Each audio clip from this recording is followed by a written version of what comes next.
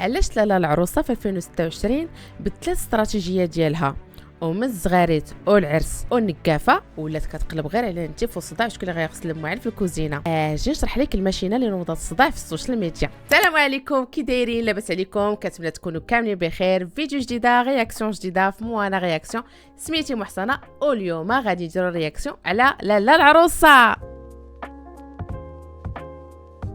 واش فراسكم بلي الفكره بدات من 1966 في واحد البرنامج سميتو ذا نيولي ويد جيم في ميريكان. تما اختاروا واحد الفكره ديال انهم يطرحوا الاسئله على الكابلز، يبداو يشوفوا الدوغري ديال التوافق ديالهم في الاجوبه. كنشوفوا ما بين العرسان الفرق هو انه لالا العروسه دخلتها مغربيت تقدر انها دوز في التلفازه المغربيه. ومن بعد في 1999 جاء برنامج سميتو بيج برادر، وتما بدا التبرقيق، لانه هذا البرنامج هو جمع كاع المتسابقين في واحد الدار وبقى كيراقبهم في الكاميرات 24 ساعه على 24. الفرق اللي كاين في هذا البرنامج وبرنامج لالا العروسه هو انه لالا العروسه كتجيب لنا الناس اللي هما مزوجين، وبيج برادر كله كيضرب على راسو. الهدف هو انه ينجحوا في المسابقه. لالا العروسه بدات في 2006، بدات في المسابقات في السهره كيجيبوا لنا مغنيين وداكشي، بدات عاديه. المهم هادشي كامل حنا عارفينه، ولكن واحد شويه وهذه طبيعه انسانيه، الانسان كيمل. فلهذا لالا العروسه زاد قفطانها ودخلات لحلبة الصراع حتى هي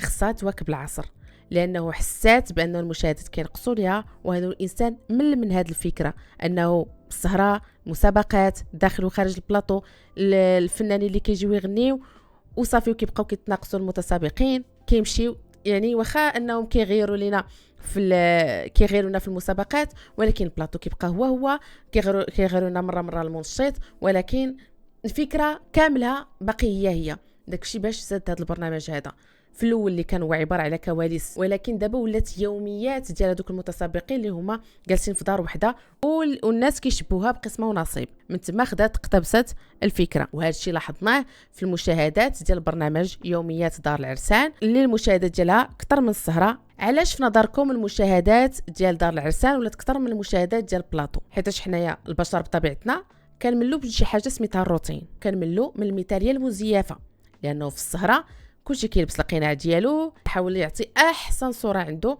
وهذا الشيء هذا ما كيقدرش يديرو يوميا. السهره فيها ديما الزواق والمكياج، ولكن دار العرسان فيها الصداع والروينه، وشكون اللي غيشقى وشكون اللي غيغسل المواعن. ونفسيا كمشاهد ترتاح فاش كتشوف هذا الشيء، فاش كتشوف الصداع، فاش كتشوف الفشل، كيعطيك احساس وهمي بلي راك انت احسن من هذوك اللي تتفرج فيهم. طبيعه الحال لالا العروسه من نهار بدات بفكره انه تجيب لنا كل كوبل من منطقه معينه، وهذا الشيء هذا للتعريف بالتراث المغربي، وباش تبين في التلفازه التنوع ديال الثقافات ديال المدن ديالها.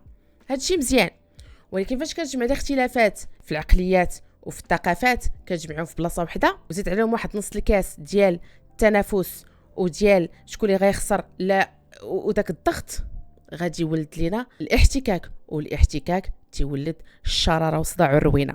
لالا العروسه علاش لقات راسها مجبره انها تزيد برنامج في برنامج؟ حيتاش بطبيعه الحال كي قلت لكم انه لالا العروسه بغات تواكب العصر، يعني خصها تجيب الجديد وداكشي، فجابت لنا دار العرسان. بزاف كيسولوا واش هذا الشيء هذا اللي طاري في دار العرسان هو تمثيل ولا حقيقي. انا بصراحه كيبان ليا على حسب ما شفت، انا ما متبعاش على حسب تيجيني هذاك دار العرسان بحال هو بلاطو حتى هو بحال ديال السهره، غير هو الفرق اللي كاين هو انه هذوك المتسابقين جبناهم باش يكونوا اكثر راحه. كاينين الناس اللي كيقولوا بلي البرنامج ولا عيان ولا تافه ولا خايب.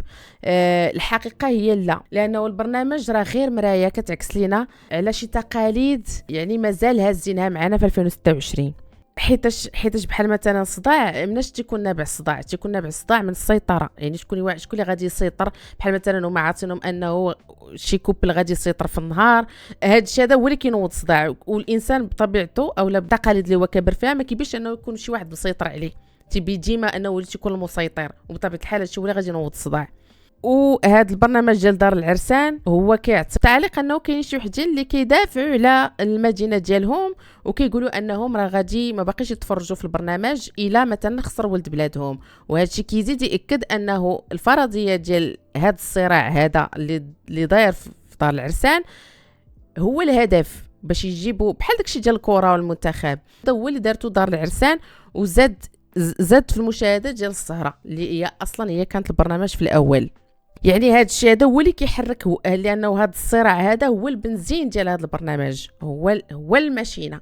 ودابا هذا العرسان هذا هو اللي كيبين داك الواقع من غير داك التمثيل والبروتوكول ديال السهره. الاخر لا العروسه هي واحد البرنامج ترفيهي اللي كيخلي المشاهد ينسى شويه المشاكل ديالو والواقع ديالو السبت في الليل، في السامدي صوار، ولكن نهار الحد كيلقى راسو في الواقع اللي ضحك عليه في دار العرسان. وبهذا غادي نسالو الفيديو ديالنا. خليو لي التعليق على الراي ديالكم، وما تنساوش ديروا لايك وسبسكرايب. كنشكركم بزاف. باي باي.